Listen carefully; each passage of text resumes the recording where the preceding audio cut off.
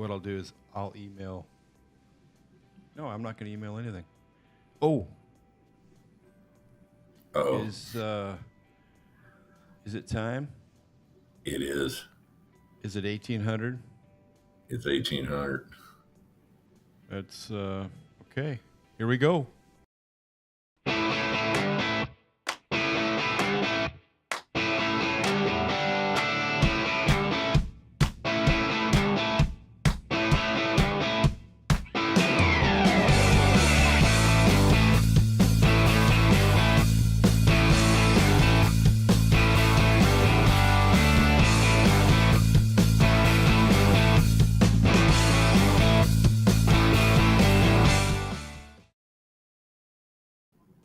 Whoa.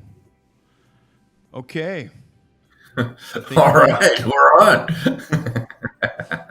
Yeah. Check it out, man. I even adjusted my mic to look like yours.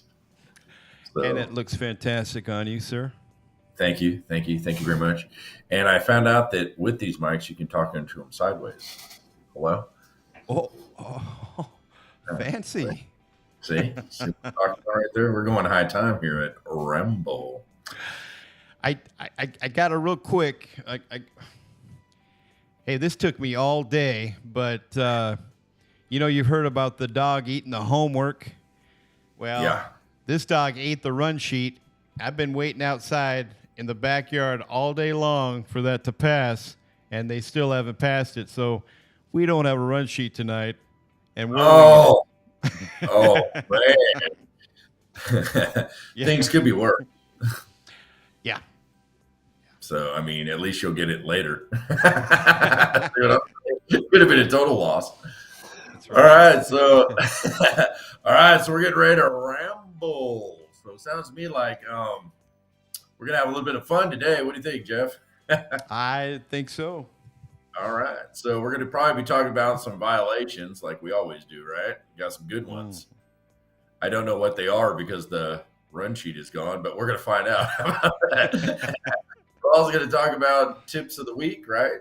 Sales agents tips of the week. So we got a couple of those, and of course our most important sponsors, right? So we got two new sponsors that came out last week, and sounds to me like they're already picking up some business. So that's really good. Yeah, that's great. Absolutely, that's what this show's all about, right? It's helping one another, everybody grow. So that's what we do. All right, Jeff, what do you got for us? Kicking Well, it off. I like that little I, slide of the I, pick. I, Yeah. I started doing this and cut off. So Well, actually, I think I hit the wrong one. So that's that's what I was that's waiting on right there, and it that one just hurts it, every it kind of time. does. You see me dodge it? It's like this, but it was actually my microphone. So peripheral vision thing. All right. So what's our first violation? Okay, so this here, this agent failed to disclose that they were more than 10% owner in one of the parties in the transaction. So they basically owned a business. Yes, Sounds to me sir. like they owned a business. All right. And they didn't disclose they had a bit or that they were owner at least 10%. That's actually in our contract, right? Paragraph 8. So if you are a party or if you own 10% or more of a business, what do we got to do? Disclose. So it's not illegal. It's just that we're supposed to be doing it. So what did they get end up with? So she was a 19% managing member of Mhm. an LLC, and her fine, she was ordered to pay $1,500. Ooh, failure to Yeah, disclose. All right. fifteen So, hundred dollars, and let me see if there was any. It is further ordered that another 30 hours of I would think training. contracts. Yeah. Training. Yeah, let me see. Yeah, that's what it is. Contracts. Contracts. Wow. I get that question a lot in class. If I own a business, can I buy a property? Of course you can, right? But just make sure if you have more than 10% ownership, let's go ahead and disclose that. But let's take it even further. How about that? Because in that little paragraph right there, it also says if you're, your parent, if you represent your parent, the business, trustee, you got to disclose and so on. What happens if you represent your cousin? You think you got to disclose? In my mind, that goes into articles, right? Code of ethics, that'd be Article 4. So any immediate family. So I always say you can't over disclose. So why not do it? So, and if anybody ever wonders if any of this happens, yes, it does. How do you feel about just saying agent is related to seller or agent is related to buyer, not even going into cousin? Not saying what relation it is. Yeah, as long as you say there's a relationship. Yeah. I think that's all the law requires. Yeah, that one right there is actually a pretty asked about question. What else you got going on? This one here, if the residential lease application has false information on it, you've got to disclose it. If you learn about it, you have to disclose that. Yeah, absolutely. And this fella did not. So sounds like he knew that the application was probably false, and he just went ahead and pushed it through. So that's a material fact. That goes along with Trek Rule 531, right? We got to disclose everything. And Article 2, disclose. And so he got that. So he pushed it through. And what happened? Yeah. Anyway, the owner found out eventually. They're going to run the stuff. And found out that it was incorrect. And sounds kind of incompetent too. I would never, as a property manager, want to set my owner up for anything that can possibly happen either, because that's liability. I mean, think about it. This guy could be on the run from the FBI's most 10 wanted list. Oh, don't worry about it, man. He's great. He's wonderful. Next thing you know, you put him in the property and he's a criminal, dealing drugs out of the property, or doing other things that can be possibly harmful to everybody else in that, not only development or if it was an apartment complex. So yeah, that's not good. So as property managers, we need to run some background checks and make sure that those are the people that obviously check it out and don't put everybody else at risk. So let me tell you what they falsified. Have you ever been evicted? I mean that's one of the biggest. I mean, if you've been evicted, it's going to be on your record. It's going to pop up. I mean, come on. Yeah. And here's the sad part about it. It's not really that big of a deal sometimes. If you've been evicted, let's say 7 years ago, does it matter? You see what I mean? How close was that eviction? It's up to the landlord at that point in time too. If they've been evicted, there might be a good reason for it. And unfortunately, with the economy, when it changes, kind of like back in 2007, 2008, remember those good old days? People were losing their house, not because they wanted to. It was happening because the economy was changing. It's the same thing. When economic situations change, you could just have a hard time for maybe 6 months, and all of a sudden it picks back up again. So, it can be worked through. It can definitely be worked through. So lied about an eviction, that's not good. I mean, that doesn't even make any sense. I mean, lie about your weight on your driver's license, right? But not the eviction. Not the eviction. I mean, come on now. So that's pretty bad. Hey, Jeff, you're not 6 foot tall. Oh, okay. I meant to say 5'6". I got that. My bad. Right. Okay. This next one, this agent, you've talked about it time and time again, failed to give a CMA, and something happens, little investigation, pop. Boom. I was teaching a contract class today, and I told them, if you don't do anything else, get a CMA done. Get that CMA, buyer, seller, get the CMA done. And, just for reinforcements, have them sign and date it. So that way they can't say they didn't receive. That's for code compliance issues. And I've never heard anybody get a violation for being over compliant. Have you? Oh man, this agent's way over compliant. We're giving him $5,000 fine. All right. So, you look at it and go, get the CMA. The law says 535.16 says get a CMA. And we've been seeing this 2 weeks in a row now getting popped for this. So it's pretty important. What happened to them?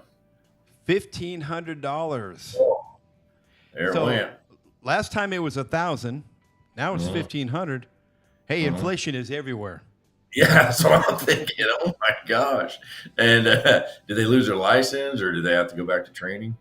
Yeah, 30 hours contract class. Mm, see, I mean, and I think the more and more violations they start seeing on the same thing, I bet you they're going to start, looking at it going, wait a second here.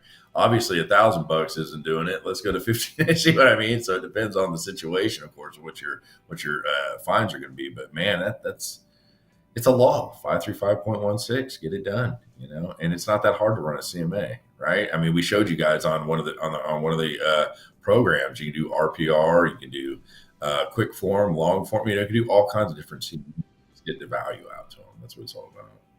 Yeah. Okay. So this one here, that's that intermediary. It'll get you. Yeah. It'll get you. Fail to notice all parties of the intermediary status. We had that one before. Remember the TXR 1409 without the notification? Yeah. And I think the other one, they forgot to give an IBS form, if I remember right. So you got to give an IBS form and the notice. So they failed to notify. That's failed to disclosure who you represent, right? That's a TREC code 531. So what happened to them? So this is $1,500.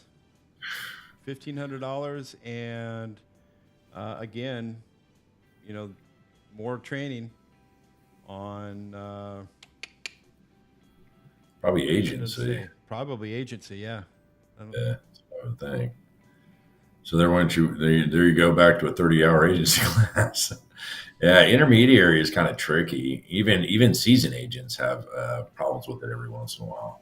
I mean, sometimes you fail to, if you're under intermediary without appointments, you fail to remember if it's without appointments, you can't give that advice and opinion. It's in us as agents to always want to help people and give them the advice and opinions, and we're biting our tongue off a lot. But you got to act as if they're customers. It's only with the appointments where those agents get the the advice and opinions, and failure to give the proper disclosures.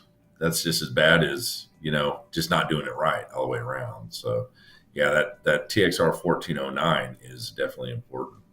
That's twice we've seen that too. Yeah. But it seems to be a kind of a routine. Well, and these buyers, they like to go to the listing agent. There's some value they think that they can. There's a little bit more room on the commission side, the realty fees. So there's more agents getting that opportunity. I think a lot of times people are also thinking, especially if you haven't bought a house in the last 30 years, they don't think that they can have a buyer rep. They don't know that they can actually go out and get their own representation. That's why that IBS is supposed to be given to them. So, it happens, and it happens, seems like more often than not. I mean, this is 2 times we ran in this little situation. All right. You ready for our number one penalty? Amount? Fine amount? He's getting nervous. This young man Uh-oh. apparently took, before the closing date, a down payment from a buyer in the amount of $55,000, and apparently lost it or Yeah. Lost it at the Lexus dealer. Yeah, so this little boy, he had to not only pay the $55,000 back, but got a $14,500 penalty. Oh, that's the big one. Remember, we kept saying that should be bigger than that. There it is. Ding, ding, ding, ding, ding. Yeah. You took a $55,000 down payment, which should have been to the title code. What's he even touching $55,000 down payment for, right? Shouldn't it be deposited or wired over to escrow anyway? So that's misappropriation of funds. And then he doesn't do what? He doesn't give it back. It just kind of goes poof, it's gone. So he probably lost it in his bank account somewhere. And so next thing you know, oh my gosh, that's theft, isn't it? I don't know. I'm new. Sounds like theft to me. And so you look at it and go, why in the world would you even want to handle that kind of money? I'm scared to death to handle other people's money. I just, I read all, we go through all these violations and we go through all this stuff. And, I'm scared to death to touch somebody else's money. That's why we have title companies. That's what it's all about right there. And so, it even says in the contract, the buyers who deposit the earnest money and option money, you know what I mean? So you're looking at all this stuff and that's unbelievable. When you think it can't happen, it happened. It happened. Now this gentleman's license, it starts with a 4. So yeah, that's a ways back. Yeah. That's 25, 30 years probably back. So he took the money, didn't deposit it, pocketed it, took off, or whatever else happened. Obviously got a complaint, got a $14,000 fine. 14,500. And what happened to his license? Is he still running around? Nope, revoked. Revoked. That's what I figured. When it comes to fraud or misrepresentation, fraud and or something to do with money, not necessarily misrepresentation, but fraud or misappropriation of funds is what I want to say. Something that has to do with other people's money commingling, they're not playing. So that's a big fine. It's really, so, it happens. So I would definitely, if I wouldn't even take somebody's down payment. I would tell them, take it to the title company. What are we doing here? Yeah. And so, I can't even justify that. Well, it's seller financing. Okay, you're still at the title company. You say, I still can't justify doing that, something like that. So yeah, it's pretty wild. No. So it can happen. Yeah. All right. So we got a sponsor, don't we? We do, and I'm pulling them up right now.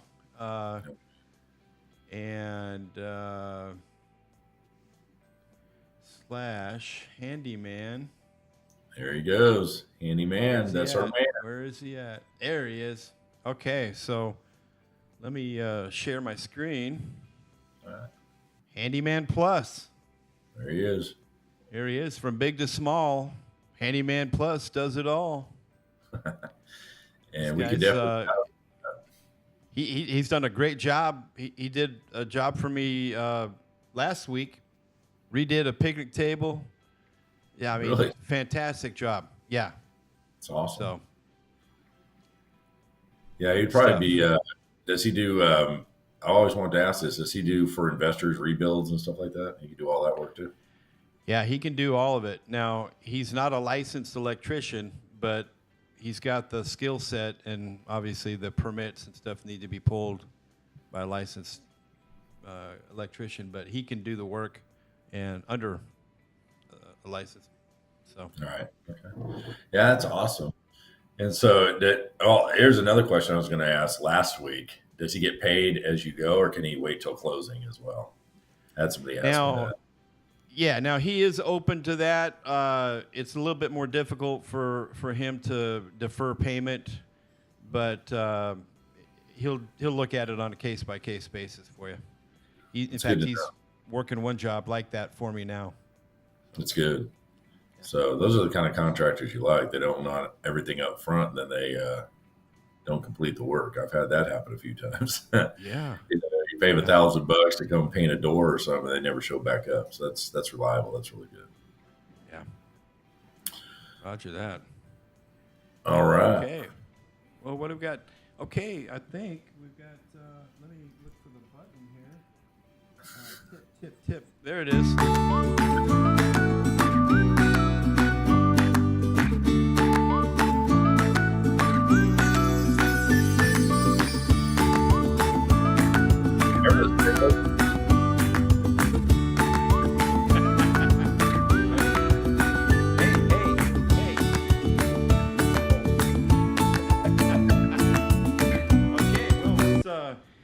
I thought it was going to stop automatically. I was going to say that thing goes for a while, doesn't it? All right, what you got for the tip of the week? Okay, this one comes from Tommy. Tommy. I'm not sure where Tommy's from. Couldn't read the writing, but adaptation. Wants to talk about adaptation on the listing agreement. So he's probably talking about the property part where it says like improvements and the fixture portion. I'm sure There you that's go. where he's. Fixtures. All right, fixtures. All right, so fixtures. The tip of the week for the fixtures is what? Know what adaptation means? Believe it or not, they're running into situations like that an awful lot. A lot of people seem to think a fixture is just, oh man, I have something on the table and I screwed to the wall. There's a fixture. All right, but I teach this in all classes when it comes to these fixtures because it's so important to understand because people seem to always get into arguments over this. I'm telling you, that's not that, that's not this, that's not this. Well, there's actually something called a legal test of a fixture.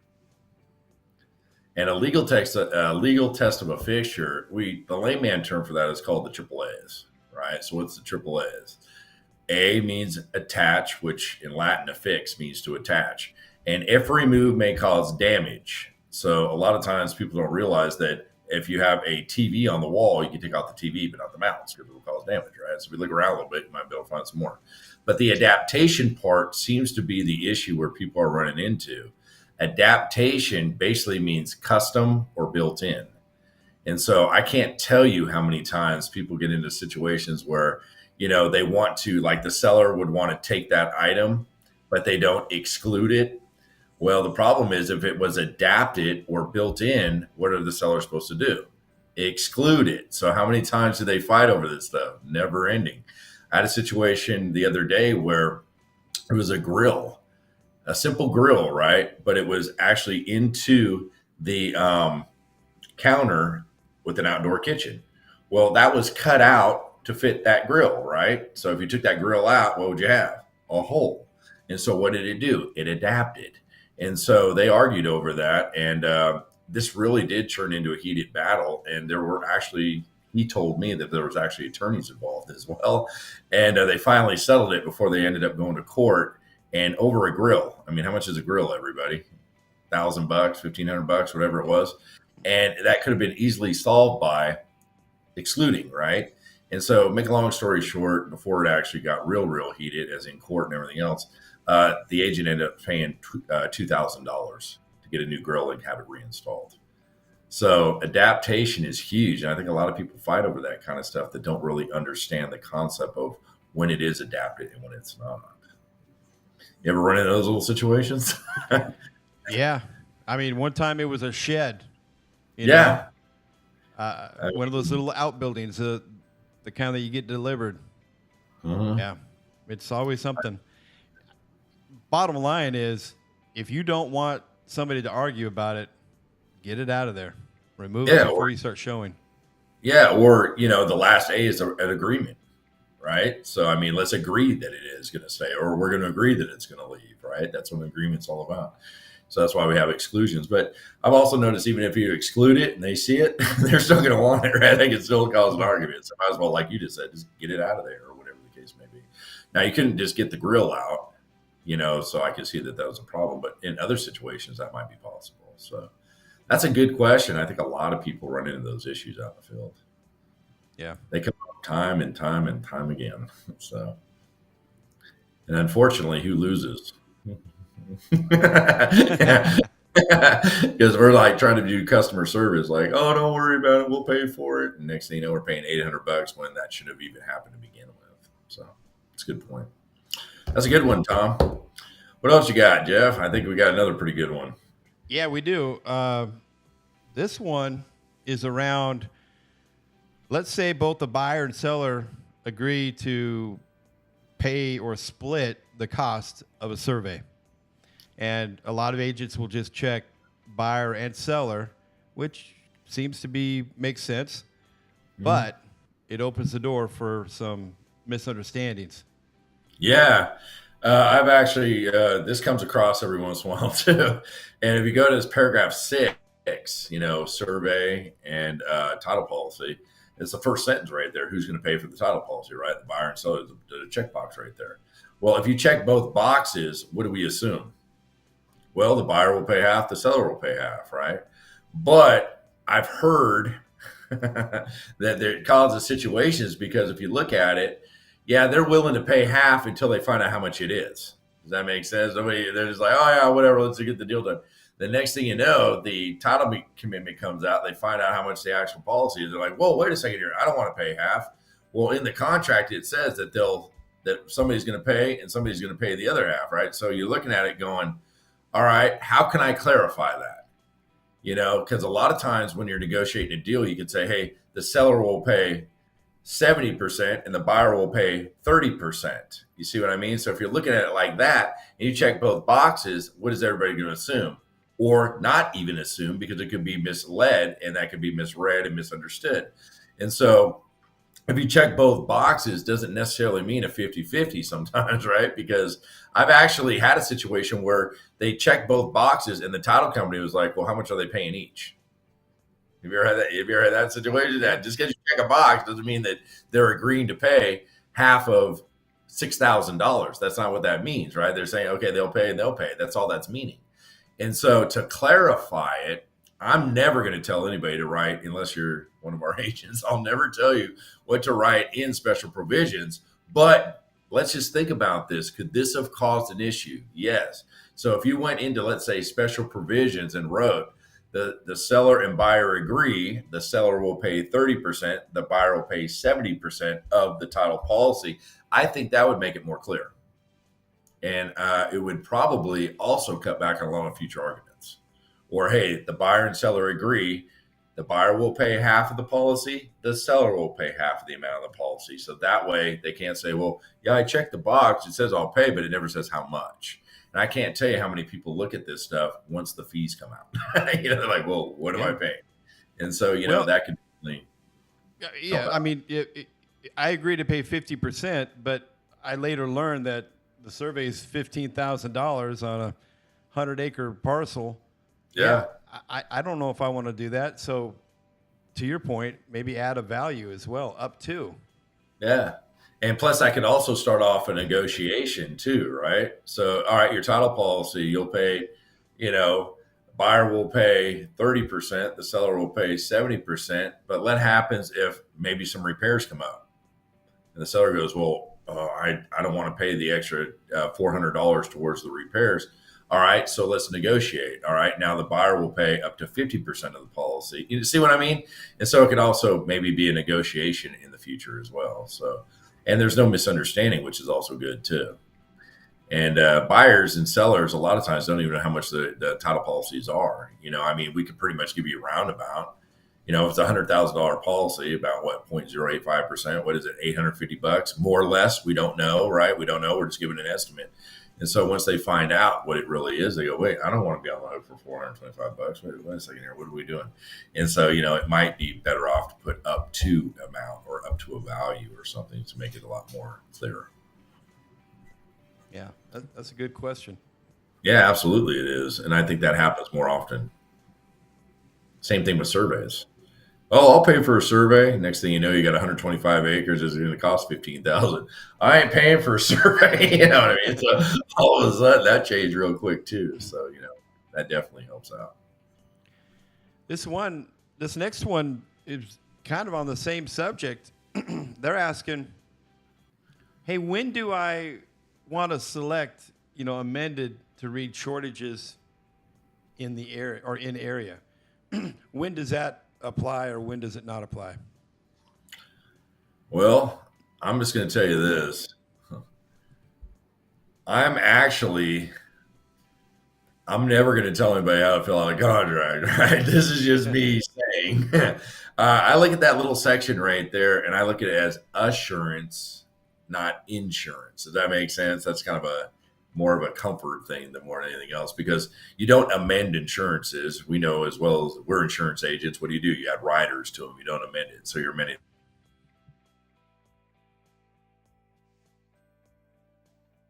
what that is.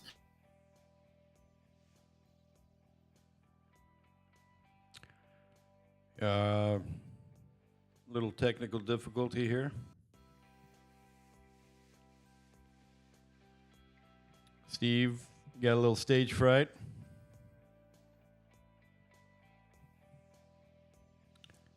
Are you there?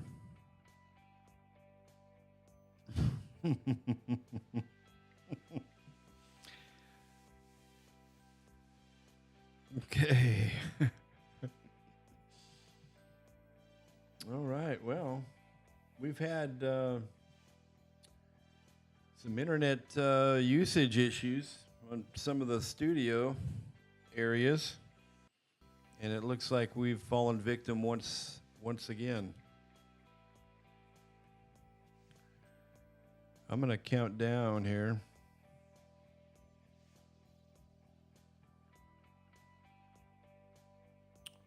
All right. Yep. We got to keep the laptop charged. Let this be a lesson to all of us. But anyway, just to add what Steve was talking about, that shortages in area, that typically is 5% of the title policy and the amount. So it's not a big price, but it's something that you probably want to consider on land, and maybe not so much while you're in a development, subdevelopment. So, but those are some thoughts. Yeah, some song and dance time. Deanna, that's a great idea. We might want to do a little bit of that. There we go.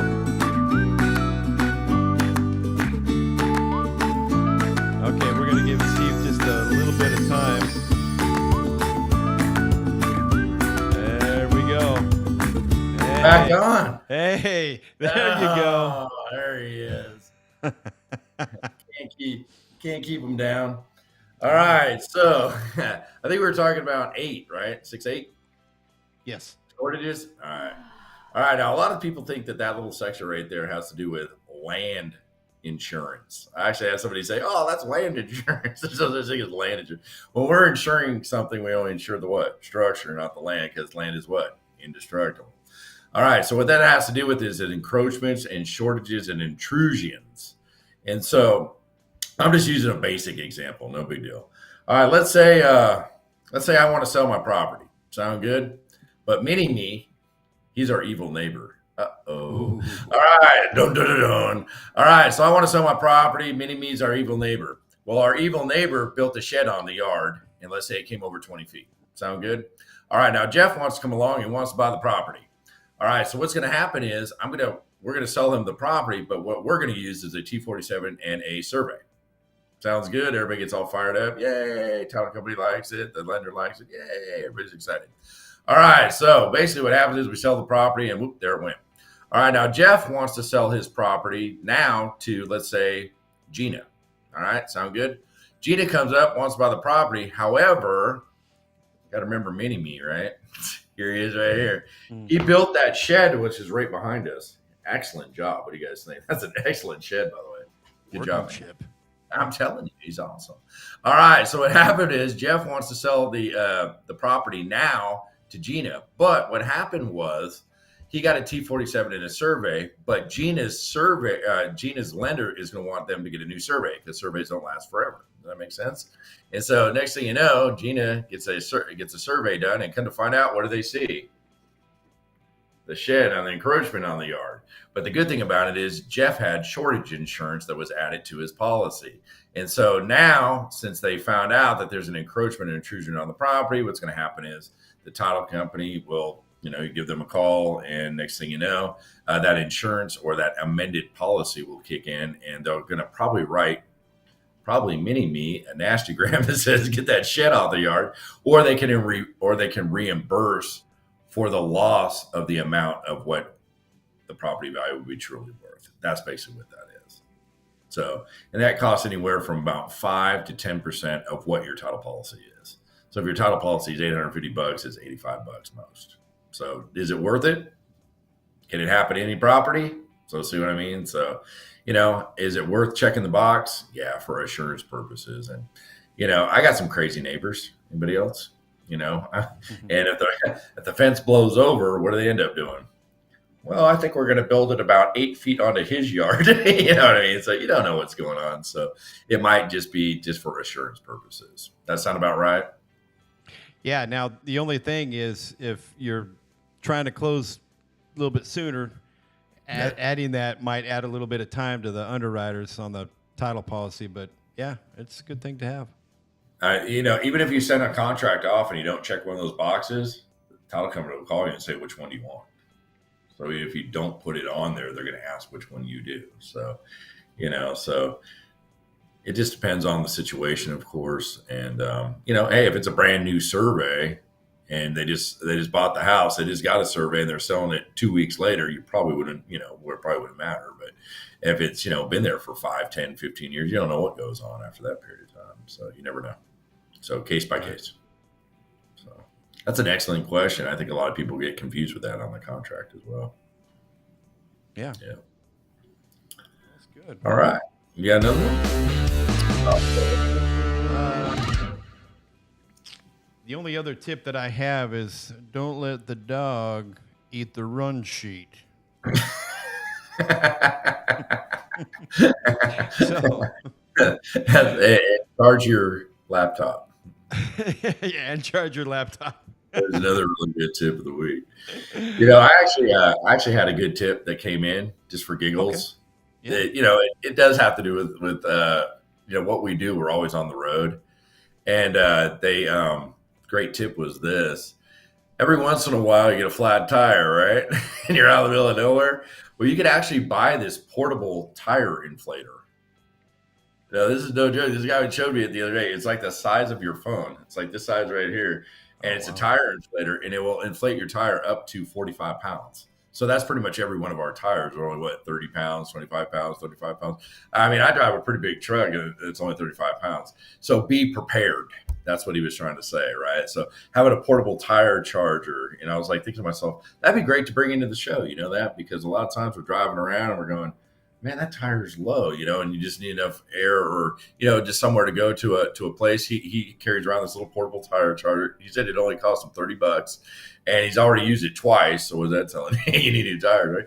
But the whole thing of it is, it got him to a place where you can actually go and get replacement tires. So I think the tip of the week is be safe. Does that make sense?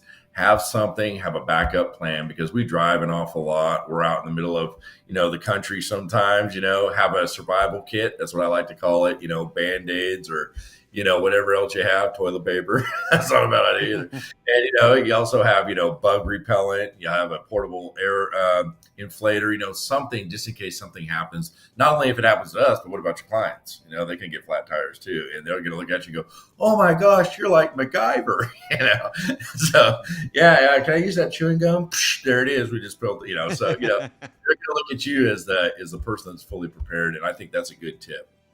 Just to kind of throw out at not only agents, but everybody in general. And now that the weather's changed, it's getting a little cold out there, have a blanket in your car, because you never know if your car is going to break down on the side of the road either.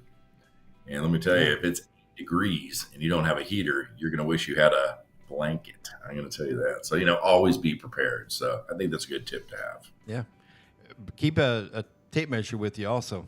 Every client's going to, hey, you got a tape measure? Oh, yeah. Yeah. Yeah, that's a good idea too. Tape measure, umbrella, little things like that. Yeah. Okay. Time for a word from one of our sponsors, Solar Pro Painters. They are throughout Texas. So this young man here is out of Louisville, Flower Mound, and they're doing a couple jobs for us now.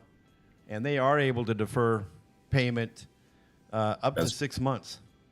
So that's really good. Is it financing or just deferred payment? It's financing, 0% interest, for 6 months or less, but it gives you time to sell the house. Yeah. Once you close, you can pay. Yeah, that's good. Yeah.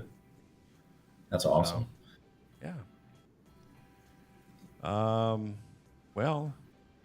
What else you got, Steve? I see a lot of things flying across the board. I'm trying to figure out what's going on there.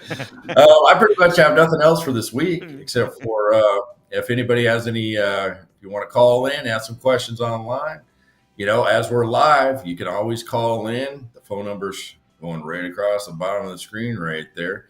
Or if you also have email and your computer works. All right, so if you want to shoot us an email, we'll be more than happy to. If you have a great tip, or if you know somebody that would like to be on the show that would add some really good quality to the show, such as, a lender or insurance or anybody in the field of real estate, that'd be great. So just go ahead and email us, realestateramble@gmail.com, and we'll be more than happy to take a look at it. And if you have any questions or tips or anything that you want to ask, go ahead and email those as well. So with that, I'm going to say this. What happened there, Jeff? I see a house kind of getting kind of Yeah, I mean, let's run through the rest of our sponsors real quick. We can do that, right? Right. This one here, G3 Construction. They do roofing, repairs, water loss, damage, the whole 9 yards. And they also have deferred payments as well. But they do a real good job. Just a fantastic job. Is that a drone thing going on there? Getting dizzy. I think I'm on Top Gun. Or you the danger zone. Some aerobatics. Yeah, I was going to say. I think he just did a flip on us on that one. All right. Real quick before we shut it down. Well, we've got Silvano Robosio Insurance. Okay. You got a quote, motorcycle, auto, commercial, clue report, whole kit. Ooh, wait, what? They do clue reports too? They do clue reports for you. That's what I'm talking about right there. And as an agent, that's the key right there. So clue reports, auto, and I always say shop your insurance too, right? So, you can always shop your policies, especially with the homeowner policies going up and kind of fluctuating. Get to shop it. So that's good. Yeah. Then we got one more. Let me just share this real quick. Okay. Bidsy Auctions. Oh, yeah. Yeah. So they've got a nice opportunity to bid on different products, seasonal, kitchen and appliance, home decor, and so much more. You name it, they got it. Yeah. But it's a local business here, Justin, Texas. So we like to support our local vendors. Absolutely. And like we mentioned the other day, that'd be great for an estate sale. Yeah, that's a great idea. I wonder if they've thought about that. I don't know. Maybe you might want to. And my headphones just died. So all right. All right. So I can't hear a thing you're saying right now, but so I'm going to let you close out the show, sir. All right. Sounds good. All right. Well, thank you to all the sponsors. Thank you for everybody for listening. Again, if you want to call in, there's the phone number. It's scrolling across the screen, 940-230-2899. You'll actually be live. So that's pretty cool. And if you have any questions or you have a tip of the week, or if you have anybody that wants to be a sponsor, or somebody that wants to get on the show, you can always email us at realestateramble@gmail.com. So you guys have a great rest of the week. Buckle up. It's going to get a little cold over the weekend. I think they said it's going to get down to 8 degrees or something. And so stay warm, stay safe, and we'll see you next week. Thank you, everybody, for joining. You have a great afternoon.